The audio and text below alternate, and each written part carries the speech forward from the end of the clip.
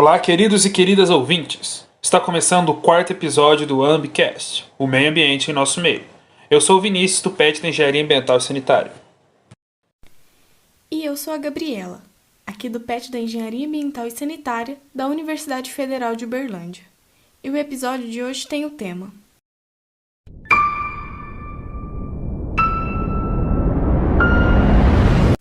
Serviços ecossistêmicos e ambientais.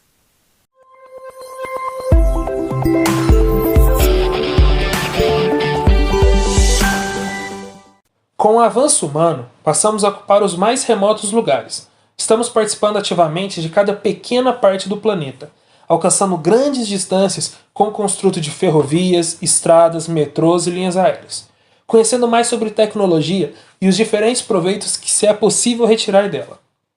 Produzimos energia, roupas, comida, carros, e nesse processo agimos junto à natureza. Dela retiramos o que nos mantém, reaproveitamos o que pode ser útil, e muitas vezes deixamos de repor aquilo que consumimos. Esse comportamento, em acúmulo ao longo dos anos, trouxe à humanidade consequências ambientais: oceanos acidificados, ruptura na camada de ozônio, perda da vida silvestre, aquecimento global, entre outros. Quando tais consequências passaram a interferir diretamente no modo de vida dos seres humanos, estes resolveram intervir. E na busca de uma resposta de como evitar o colapso, de como parar ou reverter esses processos, passaram a estudar mais a fundo o meio ambiente, como eles nos provém, os processos que realiza para que a vida seja mantida e procriada. Foram diante de tais estudos que termos como serviços ecossistêmicos e serviços ambientais surgiram, e que se moldaram no que hoje são importantes aliados na luta de um planeta melhor.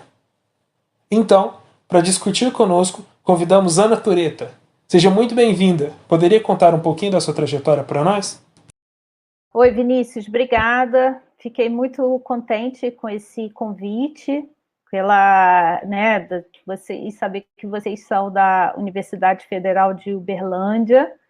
E é interessante porque essa universidade me marcou muito, porque foi o primeiro congresso de geomorfologia do Brasil que eu fiz parte, então, um momento histórico da geomorfologia brasileira, e foi em Uberlândia, então eu tenho um carinho muito grande por essa universidade, então é muito bom estar aqui com vocês. Então, muito obrigada, e eu sou geógrafa de formação, me formei na UFRJ, e aí eu fiz mestrado e doutorado na Universidade Rural do Rio de Janeiro, em ciência do solo. E aí, desde 2006, eu sou pesquisadora da Embrapa Solos, aqui no Rio de Janeiro. E tenho trabalhado muito nessa interface do solo e todas as relações, dos sistemas de produção, toda essa paisagem agrícola, principalmente na interferência, como que eles interferem na produção de serviços ecossistêmicos, serviços ambientais, em todas essas relações. Enfim, 2019, desde 2019, eu sou parte do comitê, do Steering Committee do Ecosystem Service Partnership, que é uma organização, uma grande organização que reúne pesquisadores, instituições acerca do tema, e que desenvolve, tem vários grupos de pesquisa temáticos que trabalham o tema dos serviços ecossistêmicos e serviços ambientais em nível mundial, e eles têm vários capítulos e redes, sejam elas regionais ou nacionais. Então, a gente tem uma rede do ISP aqui no Brasil, e inclusive temos também um perfil no Instagram, então se alguém quiser conhecer um pouco mais sobre o ISP, eu sugiro que busque, ou seja, na internet, a página do Ecosystem Service Partnership, e seja também no Instagram, que vai ter um perfil específico para a rede brasileira, onde a gente divulga algumas oportunidades e também alguns trabalhos que vão sendo desenvolvidos no âmbito da rede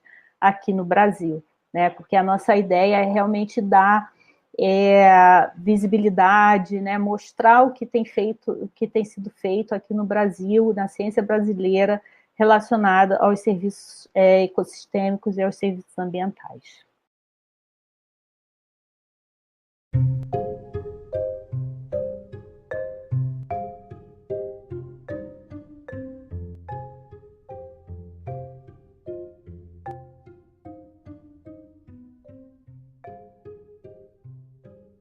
Começar esse podcast, a gente tem que começar falando da definição dos serviços ecossistêmicos e dos serviços ambientais. Eles são as mesmas coisas? Qual a relação entre eles? Isso, Vinícius, vamos começar pelo começo, né? Mas antes da gente falar dos termos em si, né, eu acho importante a gente resgatar uma discussão prévia dos serviços, que é quando a gente fala em funcionalidade dos ecossistemas. Então, quando a gente fala em funcionalidade, já traz para a gente um cenário bastante antropocêntrico, né? Então, quer dizer, é uma função que cabe, que serve a nós, seres humanos, né? De que os processos da natureza, eles ocorrem, né? Eles são apropriados por nós. Então, por exemplo, quando a gente pensa na formação do solo, né? O solo, a formação do solo, ele é uma função ecossistêmica, né, que ele é gerado a partir da interação de vários fatores, né, que é a geologia, que é o material de origem, o clima, o relevo, os organismos e o tempo, isso ao longo do tempo. Então, essa função, né, ela gera um serviço ecossistêmico, ou seja, ela se transforma num benefício para nós, seres humanos, que é o solo em si, né? E aí, com o solo, né, com essa função ecossistêmica, ela deu origem a esses serviços ecossistêmicos, e aí a gente começa a fazer o uso desse serviço. Então, a gente começa a transformar esse solo, a gente começa a cultivar esse solo, a gente maneja, né? A gente vai transformando esse solo, por exemplo, para a agricultura, para trazer benefícios para a gente em relação à produção de alimentos, quando a gente pensa na agricultura, né? Então, quando a gente faz isso, a gente já está falando em serviços ambientais. Então, de uma forma bem resumida, né, o que a gente pode dizer? Que os serviços ecossistêmicos, eles refletem apenas os benefícios diretos providos pelo funcionamento dos ecossistemas, sem a interferência, sem a nossa interferência, né, sem a interferência humana.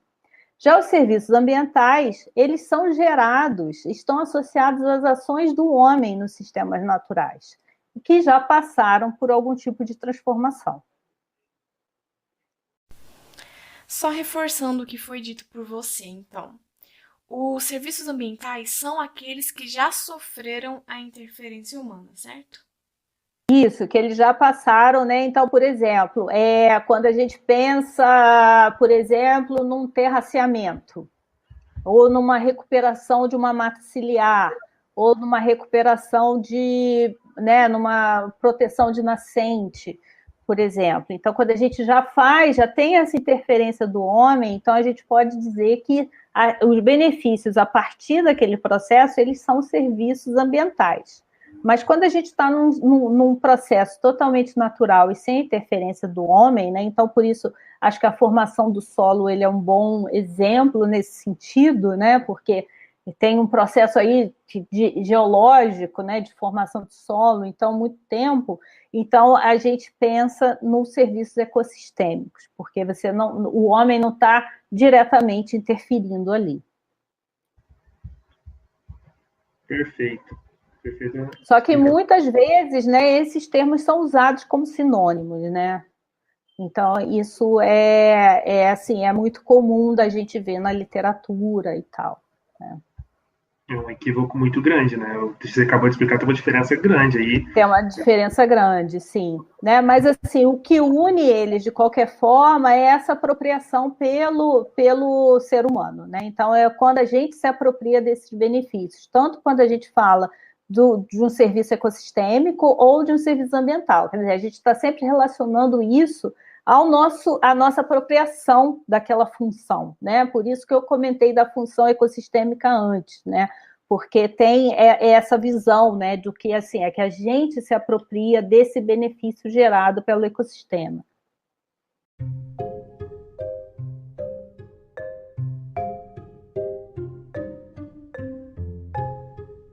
De acordo com o Diagnóstico Brasileiro sobre Biodiversidade e Serviços Ecossistêmicos de 2016, publicado na Plataforma Brasileira de Biodiversidade e Serviços Ecossistêmicos, o Brasil abriga a maior diversidade biológica do planeta e a economia do país depende do uso sustentável dos recursos naturais. No entanto, a desigualdade social, degradação ambiental e pobreza são aspectos muito presentes em nossa sociedade. Como tal paradoxo ou contradição ela é possível? Como ocorre essa relação entre biodiversidade, serviços ecossistêmicos e o bem-estar humano? Sim, sem dúvida, né? A gente, desde muito cedo, a gente aprende lá nas primeiras aulas de história, né, na escola, que nos contam sobre as cartas enviadas na época da colonização, né, que ressaltam toda a exuberância da flora e fauna do Brasil, né? Então, isso a gente aprende desde muito cedo, está desde muito cedo no nosso imaginário, né? Mas ao longo do tempo, a gente vai também aprendendo e observando que o Brasil ele possui uma diversidade imensa de paisagens, né? Então ele é muito heterogêneo e que mostra também que essa interação homem-natureza ela não se dá de uma forma uniforme, né? Então isso não acontece da mesma forma em todas as regiões, né, em todo o nosso território. E aí a gente começa a perceber também as imensas desigualdades que existem no nosso território, né? Então, só para te dar um exemplo, Vinícius, de acordo com o Sistema Nacional de Informações de Saneamento, em 2018, tá? Esses são dados de 2018, 47% dos brasileiros utilizam medidas alternativas para lidar com os dejetos. Ou seja, 47% dos brasileiros, eles não têm, né, eles não são servidos por uma rede de saneamento básico, né? Então, eles utilizam fossa ou eles jogam o esgoto diretamente nos rios.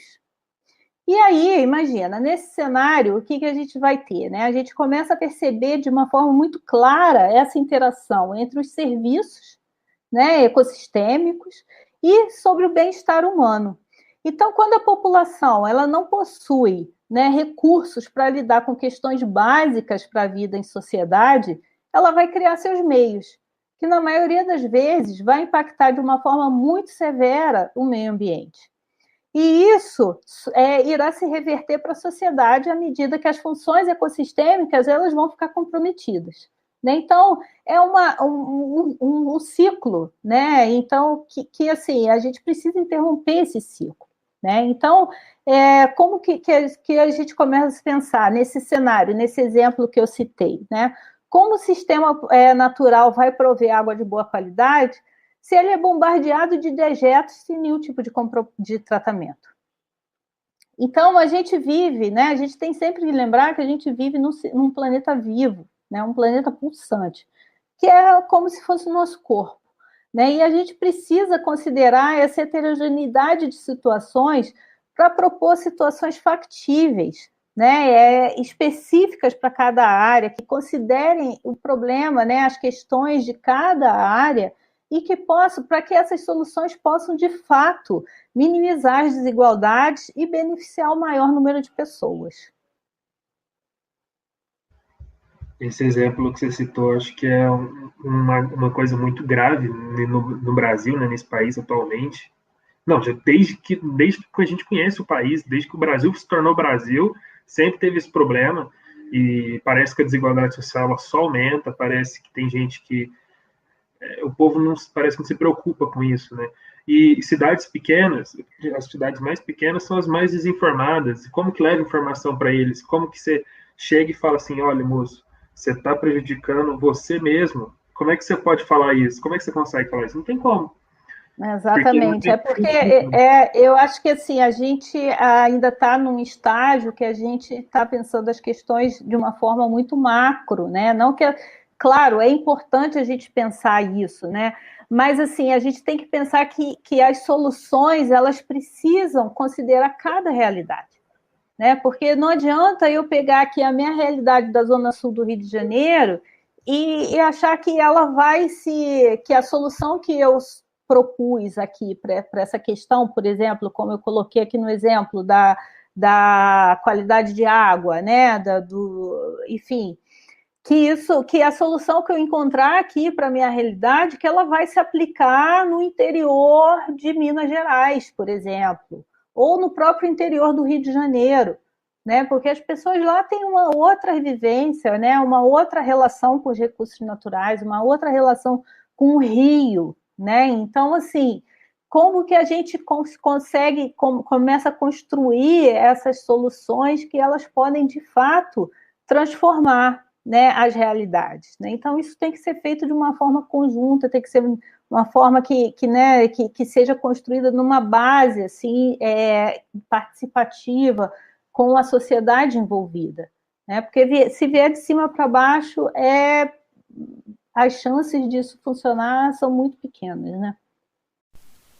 Sim, tem que ter um incentivo coletivo mesmo. Vir de baixo para cima, como você mencionou. Um outro exemplo é para a própria poluição do plástico, né? Jogar esses materiais no rio, não dar uma destinação correta, por exemplo, está fazendo com que eles cheguem até nós de outras maneiras. Estamos consumindo microplásticos diariamente porque as pessoas não têm consciência da reciclagem ou de como descartar esses produtos. Então está ficando cada vez mais complicado.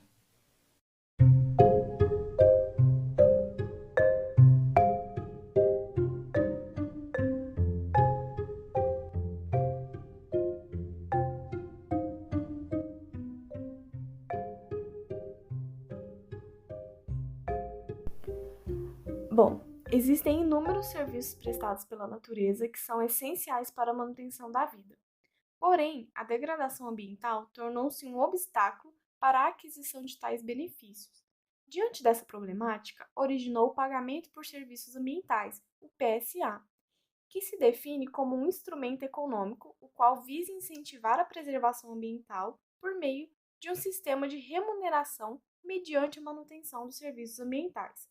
Durante o século XXI, vivenciamos a crise de 2008, a qual teve origem nos Estados Unidos e abalou a economia mundial.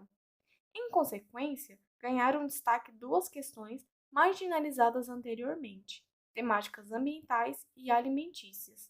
No mesmo ano, como resposta imediata à crise, o Programa das Nações Unidas para o Meio Ambiente, PNUMA, criou a Economia Verde, que propõe o desenvolvimento sustentável, redução da emissão de carbono e geração de empregos verdes.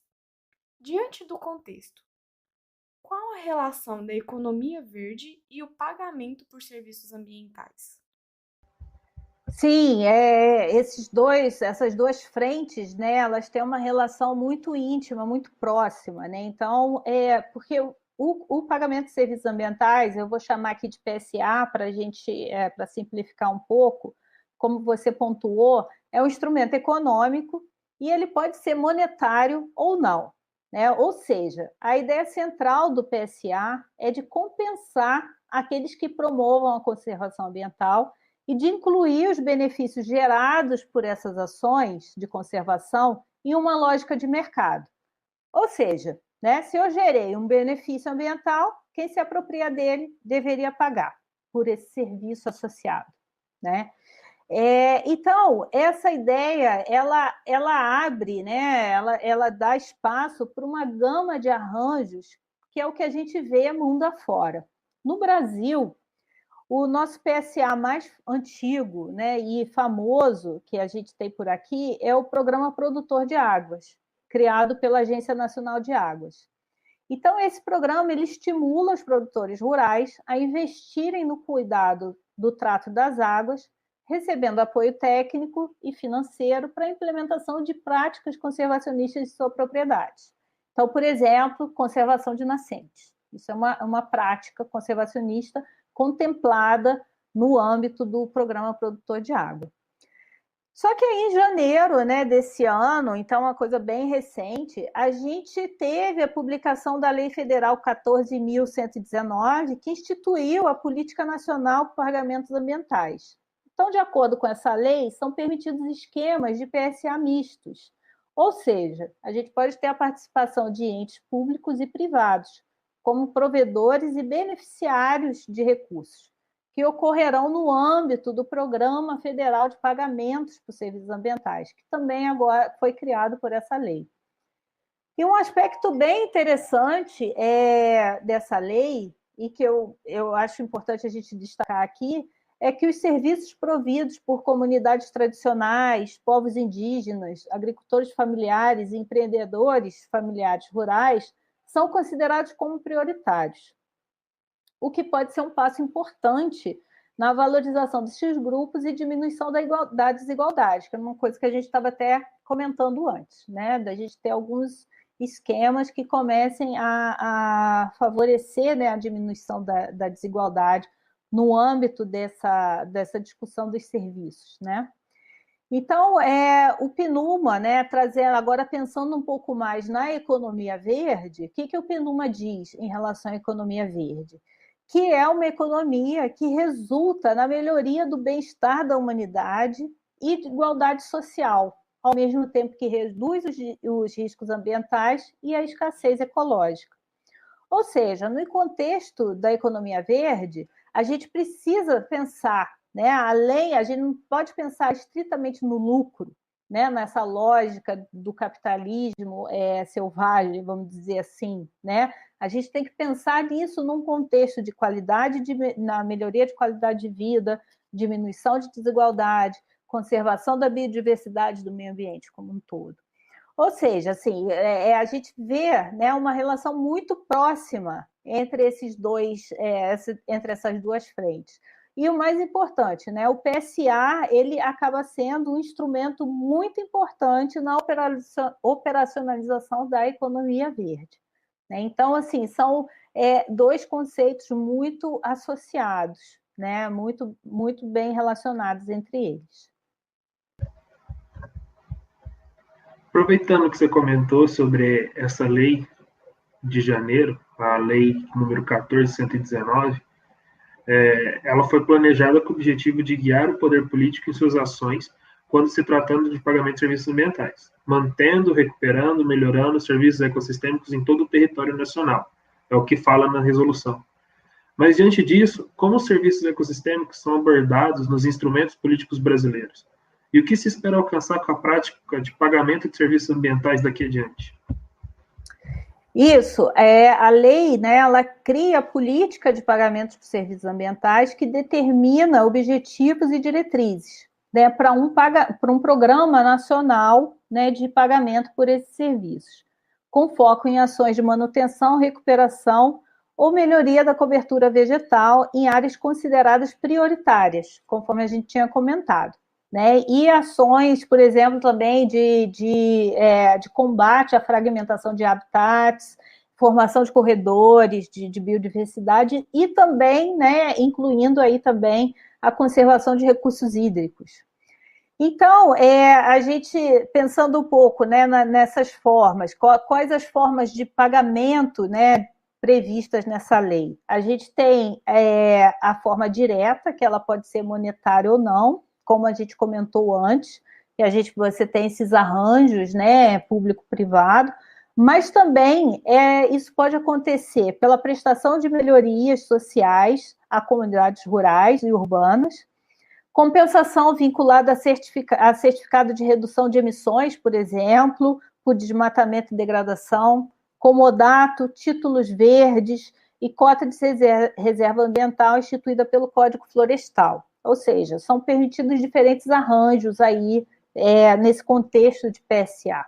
Né? E aí as receitas obtidas pela cobrança, né, quando a gente pensa especificamente na questão dos recursos hídricos, as receitas obtidas pela cobrança do uso dos recursos hídricos também poderão ser utilizados para o pagamento desses serviços.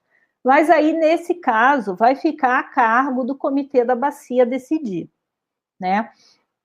E uma coisa interessante da gente ver, da gente considerar, é que o gestor dessa política nacional é o IBAMA. Então, o IBAMA ele vai poder estabelecer outras modalidades de pagamento por meio de atos normativos que ele considerar apropriado. Tá? E aí, assim, pensando na última parte da sua pergunta, né, o que a gente espera com essa lei é a gente ganhar um maior dinamismo na instituição de projetos relacionados à PSA, né, e que isso possa fazer parte de diversas etapas da cadeia produtiva, como uma forma de incorporar não só a variável ambiental, mas também a ambiental, a social, desculpa, já que a lei dá foco à prática de subsistência e comunidades tradicionais. E também pensando e trazer isso, né, essa realidade para o setor privado, funcionando o PSA como um demonstrativo dos critérios dos fatores ESG, né, que são os fatores ambientais, sociais e de governança, que agora estão muito presentes, né, cada vez mais presentes na discussão do setor privado e aí das empresas. Tá? Eu tenho uma dúvida. No caso, então, você falou em relação a empresas privadas, né?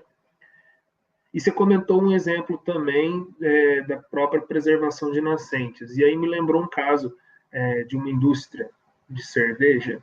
Eu não vou falar aqui, porque vai que dá errado, né? Então, uma indústria de cerveja que ela apropriou grande parte precisa de água, né, para a produção da cerveja e tudo, e pegou grande parte do rio e próximo da nascente. Então isso ficou um pouco preocupado se isso afetaria essas coisas tudo. Ela teria, no caso então, incentivo para proteger a nascente, o PSA. Então, isso, assim, esse exemplo que você deu, ele está muito num contexto, assim, de ações do comitê de bacia, né? Então, por exemplo, não sei se nesse exemplo que você citou, nessa bacia, né, existe um comitê institucionalizado, porque caso exista, né, então provavelmente o comitê ele já está recebendo algum tipo de outorga em relação, deveria, né? Então, porque é o que você falou, né? As empresas de bebida, elas são grandes consumidoras de água. E elas querem água de boa qualidade, porque isso interfere diretamente na produção delas, né? Então, assim, cada poço que elas têm, então isso tudo tem que ser, deveria, né? Então, ser monitorado e ser prestado contas ao comitê e ser pago, né? Então, essa água ela tem um custo, né? Mas aí vamos pensar, se essa empresa, né, ela se dispõe a falar, não, eu quero destinar, sei lá, 5% do meu lucro para programas de PSA. Então, assim, aí ela poderia até, inclusive, entrar se encaixaria no programa da ANA, né, de produtor de água. E aí você tem todo um esquema. Então, assim, você tem que ter esses produtores mapeados, identificados e todas essas nascentes. Então, assim, por exemplo, numa área, você tem uma propriedade, você é um produtor dentro daquela bacia, né? E na sua propriedade tem uma nascente. Então, assim, mas ela só tem pasto na sua propriedade. Então, se você quer fazer parte desse programa, você tem que se comprometer a recuperar aquela nascente. Então, assim, tem uma série de ações que você tem que fazer. Você tem que proteger, você tem que cercar, você tem que recuperar, você tem que fazer uma recuperação da sua mata ciliar, né? Então, assim, esse programa, especificamente o Produtor de Água, que é o mais antigo que a gente tem aqui, quando a gente fala em água, o Produtor de Água, né? É esse programa. Ele está muito concentrado nessas ações na propriedade rural, que é você proteger a nascente. Então, você vai lá, cerca, né? Então, você, por exemplo, faz bacias de contenção, né? Para que toda aquela água que escorra, ela não vai para o rio, então ela fica numa bacia de contenção. Então, uma série de ações, né, para diminuir assim, o impacto no recurso hídrico e que você possa também aumentar a disponibilidade hídrica daquela bacia. Então, assim, né, voltando à sua pergunta, nesse contexto, as indústrias produtoras de bebida, né, elas são muito elegíveis, vamos dizer assim, para fazerem parte de um programa como esse, né? Mas eu acho que você perguntou se elas poderiam receber por isso, né? E aí vai depender muito, né? Se elas, porque se a água, né? Porque assim, eu não sei até que ponto a realidade desse exemplo que você está dando, mas aí isso vai depender muito se essa indústria, por exemplo, tem alguma nascente na propriedade dela, ou se ela usa isso de outros proprietários, né? Porque se ela usar de outros proprietários, ela vai estar muito mais elegível a ser uma pagadora, né? E pagar por isso, por aqueles proprietários que estão preservando a nascente e gerando mais água para ela, do que uma recebedora, né? Porque ela está usando a água, né? A visão que o Vinícius trouxe agora foi super interessante. Deu para a gente perceber o quanto as empresas demandam dos serviços da natureza. Incrível. Eu também tenho uma pergunta. Sempre sofremos de carência de fiscalização, não só para a temática que a gente está abordando agora, né? Que tipo de lei, Ana, você acha que é essencial para auxiliar e preservar os serviços ecossistêmicos? Olha, Vinícius, eu acho que a gente não precisa mais de lei. A gente precisa simplesmente cumprir todo o arcabouço legal que a gente já tem, né? Se a gente fizesse isso, eu acho que a gente já estaria muito bem, né? Você já deve ter ouvido falar, enfim, já deve ter lido isso, né? De que o nosso arcabouço, por exemplo, é legal relacionado à área ambiental.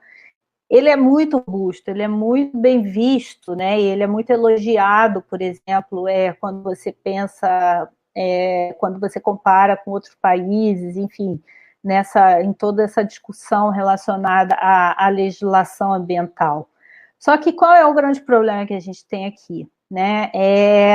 A gente tem um problema de fiscalização, né? Então, assim, essas leis, né, nem sempre elas são cumpridas, né? E eu acho que talvez a gente tenha um termo que eu não sei, né? Mas assim, em outros países, mas que aqui a gente tem uma coisa que a gente fala, essa lei não pegou, né? Então, assim, como assim essa lei não pegou? Então, enfim, é um termo bem estranho se a gente pensa nele, né? Assim, se a gente começa a avaliar, tá, o que isso quer dizer, mas certamente todo mundo já ouviu falar nisso, tá, né? Tipo, tem essa lei, mas essa lei não pegou, né? Então, eu acho que isso esbarra muito na questão da fiscalização, né? E que, assim, você precisa realmente fazer a lei acontecer, né? Você precisa fazer essa lei rodar de alguma forma, né? E então, assim, teve um trabalho muito interessante de 2015, por exemplo, que foi feito pelo TCU relacionado à governança de solos. Para mim, eu sempre gosto de falar desse trabalho, porque foi um trabalho muito interessante, que o foco foi assim, né, a governança de solos, tá? Quem cabe fazer a governança de solos no Brasil? E aí eles fizeram um trabalho e que mostraram assim a sobreposição e a quantidade de normativas, leis e diretrizes, enfim, o arcabouço legal ele é tão grande, né, que no fim assim as instituições elas se perdem, né? Então assim isso cabe a quem? Né? Então fica um órgão meio que não, isso cabe ao órgão X, não, isso é o órgão Y, mas porque é tanta normativa, tanto instrumento assim que você acaba realmente dificultando a governança do recurso, né? Então, no caso, o solo. E isso foi um dos principais achados desse trabalho que foi feito. E eu acredito que isso possa também se estender a outros, a toda a questão ambiental no Brasil. né? Então, assim, é muito importante a gente ter essa lei que realmente ela estrutura a questão do pagamento, né, por serviços ambientais, mas esses mecanismos, eles financeiros, eles já estavam presentes em outros momentos também, né, em outras legislações, né? Então, assim, o importante dessa lei é que ela dá essa estrutura, ela dá esse corpo e diz, ok, a gente faz, né? Existe um programa de pagamento de serviços ambientais no Brasil. E isso é muito importante, sem dúvidas, né? Mas eu acho que, sobretudo, é a gente realmente fazer isso acontecer, né? E aí, assim, ter essa mobilização e que inclui, né, como a gente está conversando aqui, de aproveitar todos esses arranjos que são possíveis e fazer isso de fato acontecer no Brasil, né? Porque essa possibilidade que a gente tem de entrar nessa nova era, nesse novo momento da economia, né? Porque a gente vê, por exemplo, a Europa hoje com o Green Deal, por exemplo, né? Então, essas barreiras para produtos produzidos de forma, né, ambientalmente corretas, socialmente corretas, elas estão aí, né? Então, a gente precisa cumprir com isso. Se a gente não quiser perder mercado, ou se a gente quiser atingir mercados mais exigentes, né? E melhorar, abrir para outros produtos, por exemplo. Hoje a gente é uma potência na exportação, né? O PIB da agropecuária está segurando a gente nessa crise toda, a gente está vendo isso, né? Mas, assim, a gente precisa ter em mente que assim, o mundo está se transformando também, né? Então, esses mercados eles podem começar a fechar. Então, a gente, por exemplo, eu vi, acho que ontem, anteontem, uma reportagem que alguns mercados na Europa eles vão começar a recusar produtos do Brasil. Então, a gente tem que começar a melhorar essa imagem, a gente tem que começar a fazer parte, e a gente tem tecnologia para isso. A gente tem produtores preocupados com isso. Isso é o mais importante, né? Então, assim, eu acho que é mostrar para o mundo, né, que a gente tem possibilidade de atender e de transformar e de ser uma potência também nesse novo conceito, né, de produção agropecuária, baixo carbono, sustentável. A gente tem tecnologia, a gente tem tudo para isso, né? É uma tendência sustentável, né, que cresceu principalmente no século XXI. E, Sim. realmente, eu acho que o que você falou, essa questão de a lei não pegou, é um negócio um pouco complicado.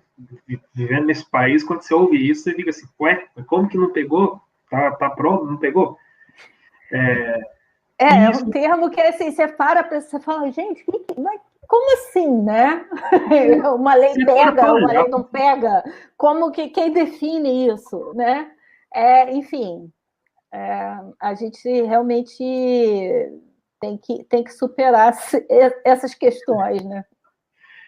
Você comentou sobre acabar que esse arcabouço é tão grande, acaba confundindo. Então, eu acho que isso cabe exatamente numa frase que eu acho que todo mundo já ouviu quando mais novo, ao longo da vida, que tudo no excesso também atrapalha. Então, às vezes, é capaz que foi um pouco disso, mas a gente precisa focar na fiscalização. E eu acho que a última coisa que você comentou aí, que é bastante interessante, você falar que a gente tem os recursos. E realmente, num dos episódios anteriores que a gente gravou, a gente falou sobre a carne carbono neutro. Uhum. E aqui no Brasil, ano passado, em agosto, lançou a primeira edição, já de carne carbono neutro, que fizeram isso para neutralizar a produção, né, de dióxido de carbono, a emissão. E, assim, é um negócio incrível, porque vai ganhar mercado, específico, um alto nível, né, um alto nível de rigor, e é inovação. O Brasil é um dos pioneiros nesse quesito. Então, assim, eu realmente vejo que o Brasil tem futuro. A questão é se a gente vai querer fazer isso, né?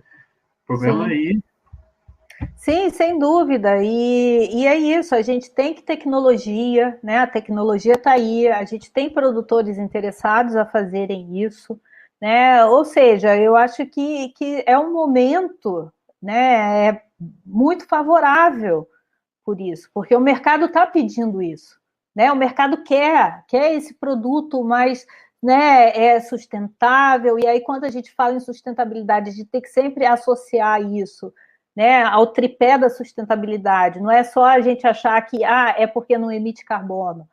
Sim, isso é um fator, né? A sustentabilidade ambiental é um fator, mas quando a gente fala em sustentabilidade, a gente está falando também em questões sociais. Então, né, você tem, enfim, todas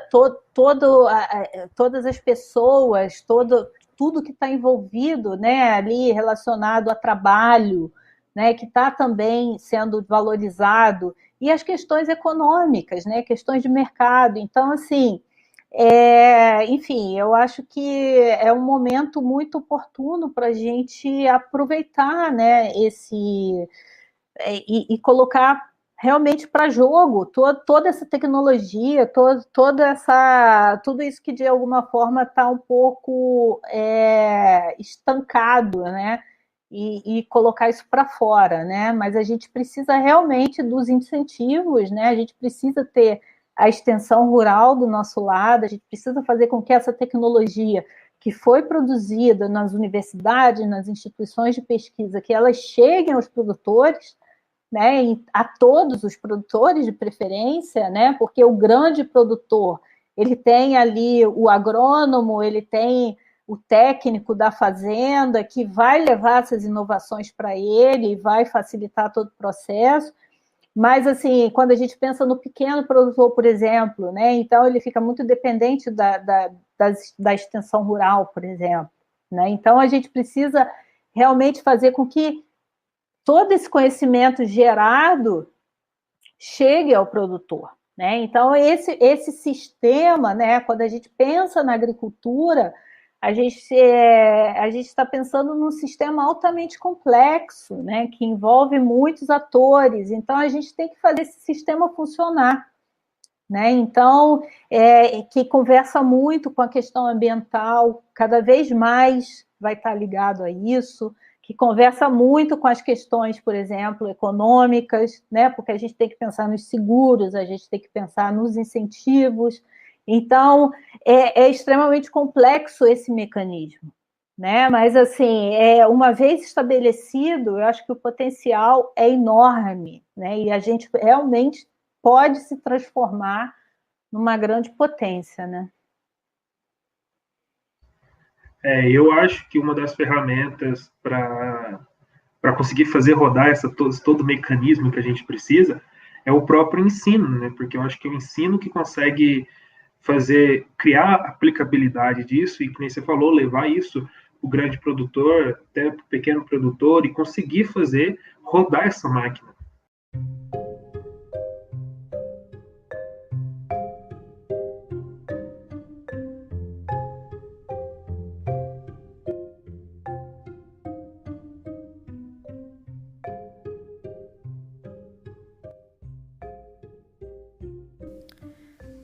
Concordo plenamente com você, Vinícius.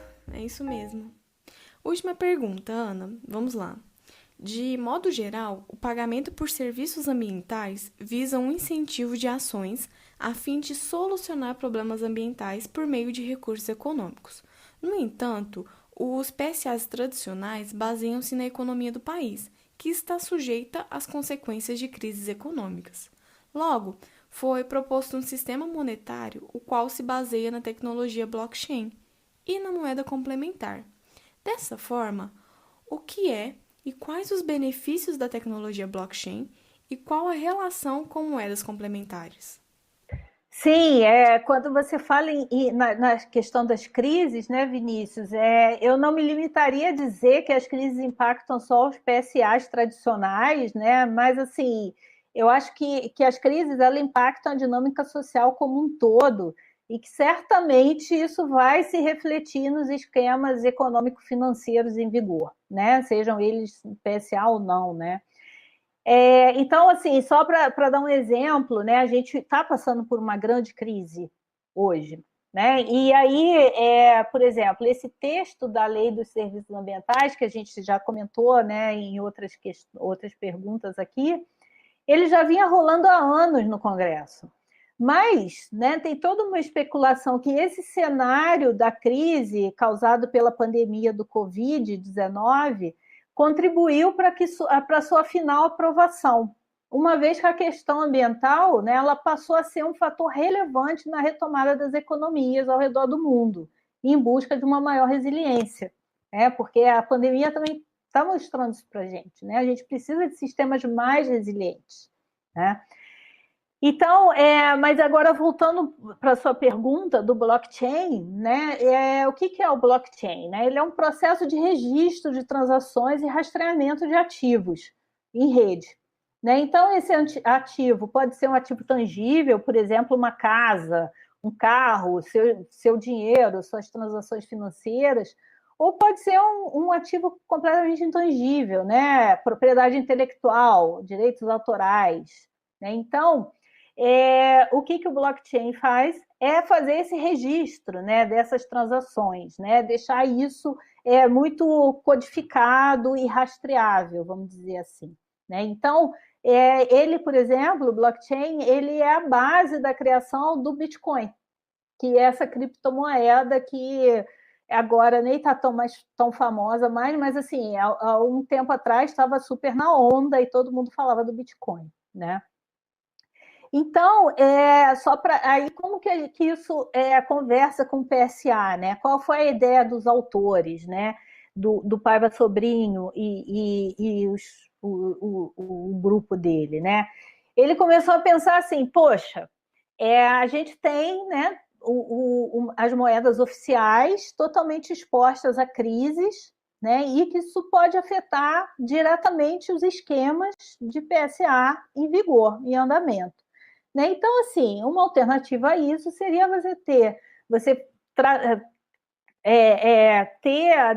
fazer a transação desse PSA, desses esquemas, fora desse contexto de uma moeda, de um sistema monetário oficial, porque aí você estaria mais imune a crises. Né? Então, essa foi mais ou menos a ideia deles, né, o que eles propõem. Então, por exemplo, só para trazer isso para o concreto, eles propõem também a criação de uma criptomoeda, e aí eles até deram um nome para essa criptomoeda que seria a Aqua. Né? Então, o que a Aqua faria? Né? Ela incentivaria, seria uma moeda, né, de incentivo para habitantes, né, para a população urbana e rural, a realizarem ações de conservação de um recurso hídrico, por exemplo. Aí seria relacionado ao que estaria acordado dentro desse esquema de um PSA, por exemplo. Né? Então, vamos pensar, se a gente pensa nesse PSA, né, então o agricultor rural, ele poderia ter X aquas, né, que ele preserva a nascente dele, então ele recebe X aquas por isso, e ele pode ir e trocar essas aquas que ele tem por mudas, insumos, qualquer tipo de insumo que ele precise para a propriedade rural dele. Então, na área urbana, por exemplo, se você consome menos luz, ou se a sua conta de água vem um pouco, faz um registro um pouco mais baixo do que o mês anterior, então você acumularia aquas, acumularia essa moeda por ter economizado água naquele mês, e isso reverteria no desconto, algo nesse sentido. Né? Então, assim, seria uma forma de você começar a ter esses esquemas fora de um sistema monetário oficial. Né? Como se isso, de alguma forma, tamponasse para que esses esquemas não fossem afetados durante crises, por exemplo. Né? E aí, assim, isso me faz pensar um pouco, por exemplo, numa outra discussão, não sei se você está enfim, acompanhando isso, que é da gamificação, né? De quanto que a gente pode trazer, por exemplo, toda essa discussão relacionada à conservação de recursos, né? A manejo de áreas, enfim, para esse contexto do game, né? E de fazer isso, você ganhar bônus, você, né, uma vez que você faz parte desse acordo, vamos dizer assim, né? Então, né, na verdade, o que isso traz para a gente, né? Que esses games, eles podem, esses esquemas, eles podem ser usados de forma a nos conectar com questões reais e oferecer possibilidade de bonificação, por exemplo, né? Então, um dia desses, por exemplo, eu vi um jogo que a NASA lançou, né, que você pega o seu tablet, o seu gadget e vai marcando, vai fazendo, assim, vai identificando áreas com coral, onde você sabe que são áreas com coral. E essa identificação, ela vai ser ligada com um supercomputador na NASA, lá no escritório deles, e que vai ensinando esse supercomputador a reconhecer essas respostas espectrais de áreas de corais. Então, quer dizer, isso vai contribuindo através de um jogo, né? E que é uma forma que as pessoas participam, né? Você pega lá e você marca onde é uma área de coral, e isso vai fazendo com que esse computador da NASA vá entendendo, vá aprendendo como que ele consegue identificar áreas de corais. E isso, por sua vez, vai subsidiar, né, vai ajudar a pesquisa, definição de política pública, de como você pode preservar aquelas áreas, enfim, né, pensar nessa conservação dos corais.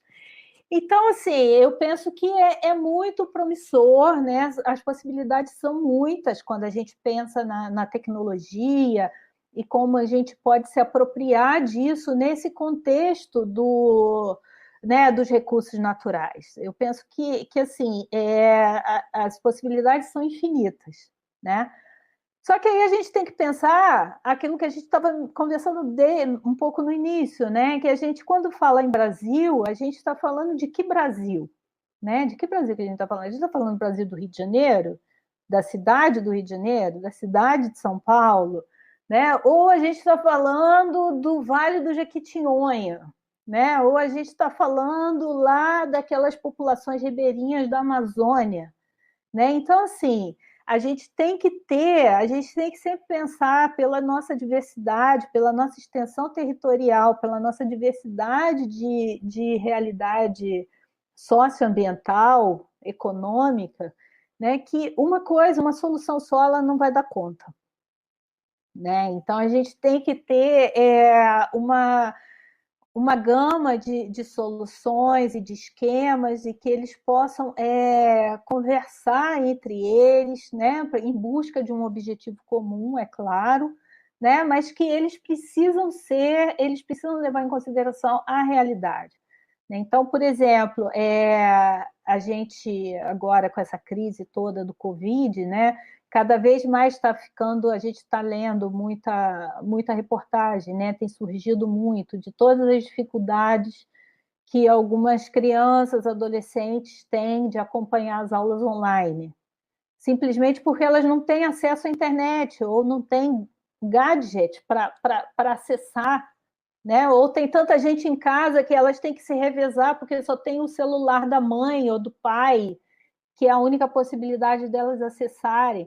Então, assim, a gente não pode pensar que está tudo acessível para toda a população do Brasil da mesma forma, né? Então, eu acho que a primeira coisa é isso, é a gente pensar, a gente ter muito claro isso, né? De que a gente vive realidades muito distintas e a gente tem que pensar nisso, né? A segunda coisa é que a gente, né, nós cientistas, né, a gente costuma ter uma linguagem muito difícil, a gente né?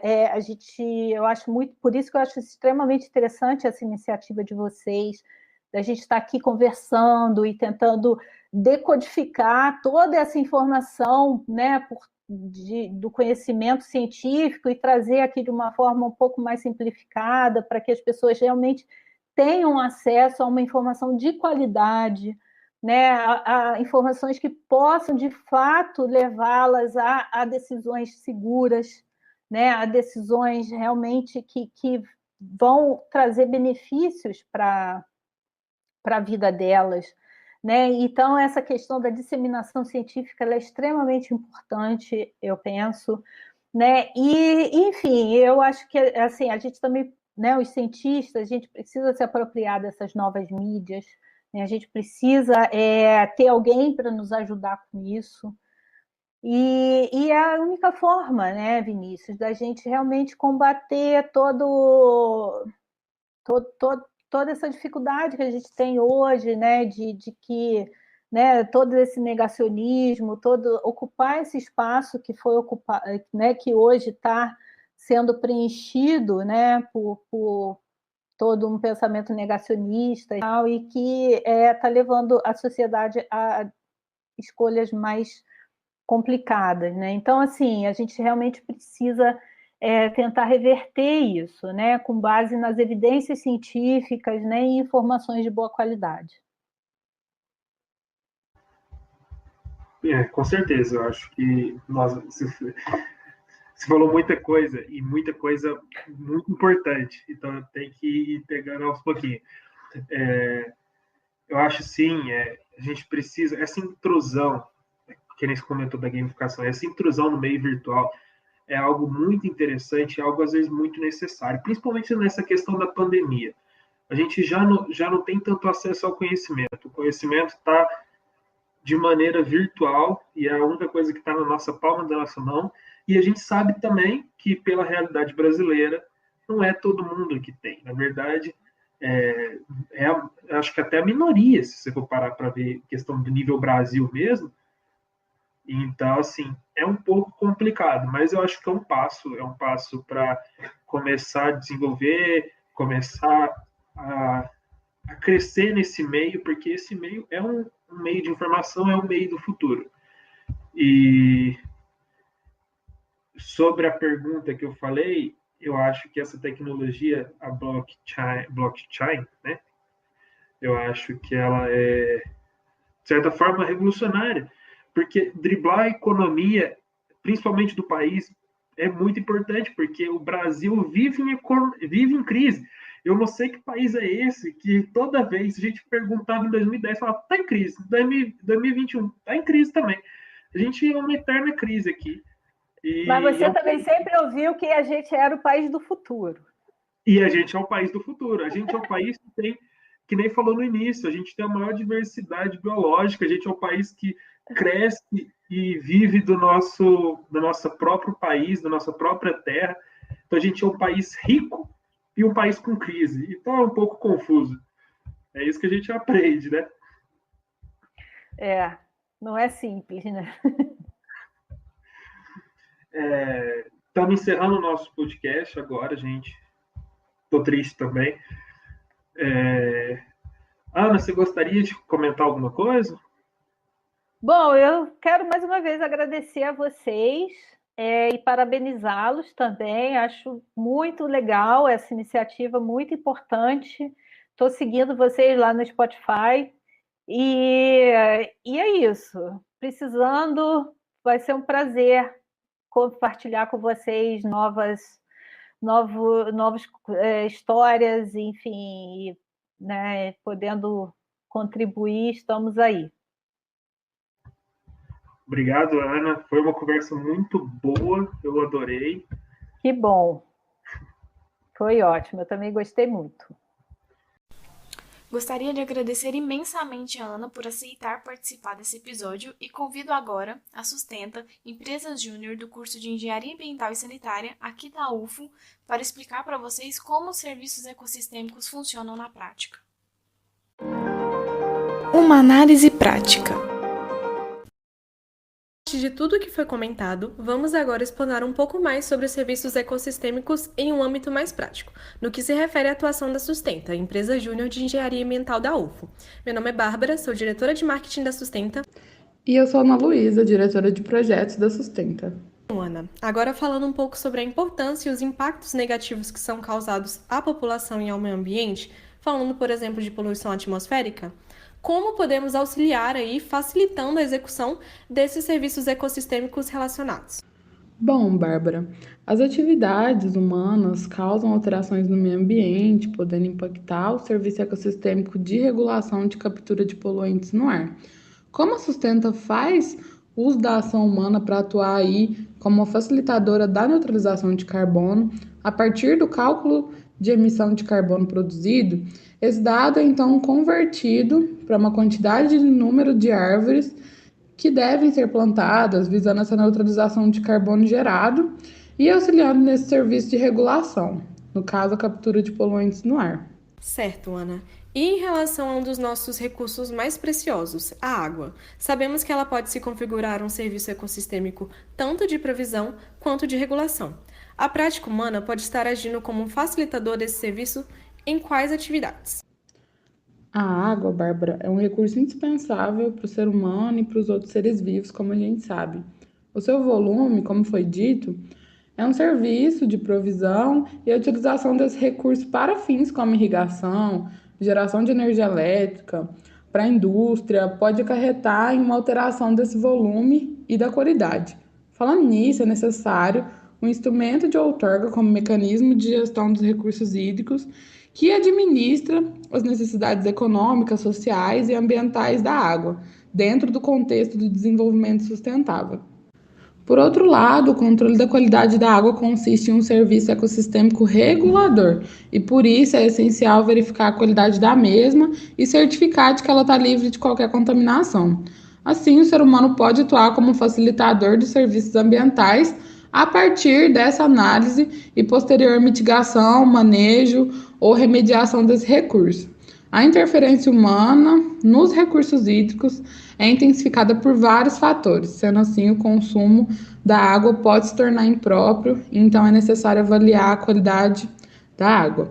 A água potável precisa estar sempre em conformidade com os padrões microbiológicos e físico-químicos dentro das portarias. Quando há alteração nesses parâmetros, indica que a mesma não está de acordo com os padrões de potabilidade e, se consumir, alguns problemas de saúde poderão ser desenvolvidos. Na sua visão, qual serviço ecossistêmico a população pode facilitar ou auxiliar de maneira mais simples e cotidiana? Bárbara, com certeza é a compostagem. A ciclagem dos nutrientes para a qualidade do solo é algo que pode estar inserido no cotidiano da população em geral. A compostagem é um exemplo de processo benéfico de reciclagem de nutrientes a partir de resíduos orgânicos. Com alguns compartimentos, a inserção de animais decompositores, a adição de resíduos, manutenção das condições favoráveis para a sobrevivência e proliferação desses organismos, qualquer pessoa pode atuar como facilitador da ciclagem dos nutrientes. Os organismos realizam esse serviço ecossistêmico, cabendo a nós propiciar condições e ambientes favoráveis a isso, como a utilização de uma composteira doméstica, onde a Sustenta atua também, oferecendo esse produto para tornar o processo mais simples e cotidiano, como foi questionado. Uma análise prática. Quero também agradecer aos ouvintes pelo episódio de hoje e até o próximo. Tchau!